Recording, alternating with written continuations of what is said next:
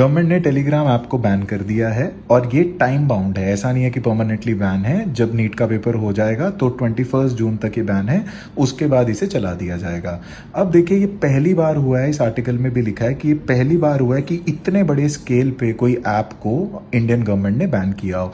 और आप देखिए 15 करोड़ यूजर्स हैं जिनको बैन किया गया है। और टेलीग्राम जो फाउंडर हैं उन्होंने भी यही बोला है कि ये बिल्कुल गलत है। आप सिस्टम के फेलियर का ब्लेम आप एक ऐप पे क्यों दे रहे हैं, और लोग दूसरी ऐप से कर लेंगे।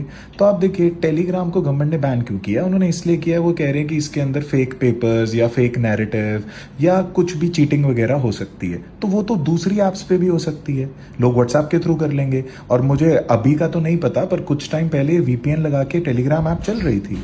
15 करोड़ लोग जिस एक ऐप को फॉलो करते हैं, जिस एक ऐप के थ्रू काम करते हैं, आपने उसे डायरेक्टली बैन कर दिया।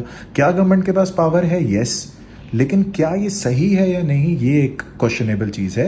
आप देखिए, इसके लिए थोड़ा सा हम पढ़ भी लेते हैं। आप इसका स्क्रीनशॉट लें, बहुत इंपॉर्टेंट है। यूपीएससी ने मेंस में भी पूछा है और प्री में भी। पुराने ज़माने में जब किंग हुआ करता था तो पुलिस स्टेट होती थी, जहां गवर्नमेंट सिर्फ अपने बारे में सोचती थी और एक ही काम करती थी, रेगुलेशन का, कि लॉ एंड ऑर्डर ठीक रहे, डिफेंस ठीक रहे, और टैक्सेस कलेक्ट करती थी। वो सोशो इकोनॉमिक डेवलपमेंट का काम जनता पे छोड़ देती थी, मतलब खुद कुछ नहीं करती थी, अपने बारे में सोचती थी। और आज की जो सरकार हैं वो वेलफेयर पे फोकस करते हैं। ये 1930s में आया है कि भाई गवर्नमेंट अगर हमसे टैक्स लेती है तो हमारे लिए काम भी करे। तो रेगुलेटरी फंक्शंस के साथ साथ मेन काम होता है लोगों की डेवलपमेंट के लिए काम करना, education, health, socio economic development, society के प्रोग्रेस के लिए काम करना।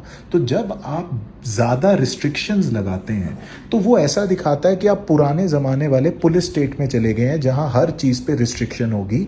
अच्छा, हर काम करने के लिए अगर आपको चीज़ों को बैन करना है, रिस्ट्रिक्शंस लगाना है, तो डेमोक्रेसी हर्ट होती है उसके अंदर। गलत नहीं है, लेकिन स्पिरिट तो हर्ट होती है ना, जब आप बोलते हो India is the largest democracy of the world.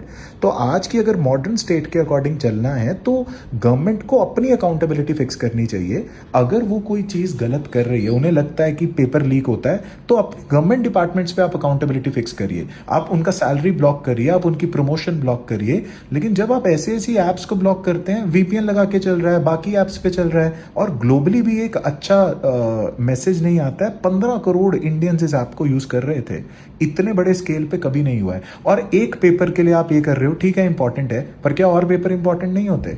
UPSC का पेपर हुआ है तब तो ये बैन नहीं था, तो क्या यूपीएससी का पेपर नीट पेपर से इंपॉर्टेंट नहीं है? हर पेपर इंपॉर्टेंट होता है। आप ऐसे एक्सट्रीम स्टेप्स खाली दिखावे के लिए मत लें। आपको ये भी सोचना है कि आपको डेमोक्रेटिक स्पिरिट, वेलफेयर स्पिरिट को भी आगे लेके जाना है। आपको क्या लगता है, ये स्टेप गवर्नमेंट का सही है या नहीं? प्लीज़ मेरे को कमेंट में बताएं और इसका स्क्रीनशॉट ले लें। Thank you, all the best.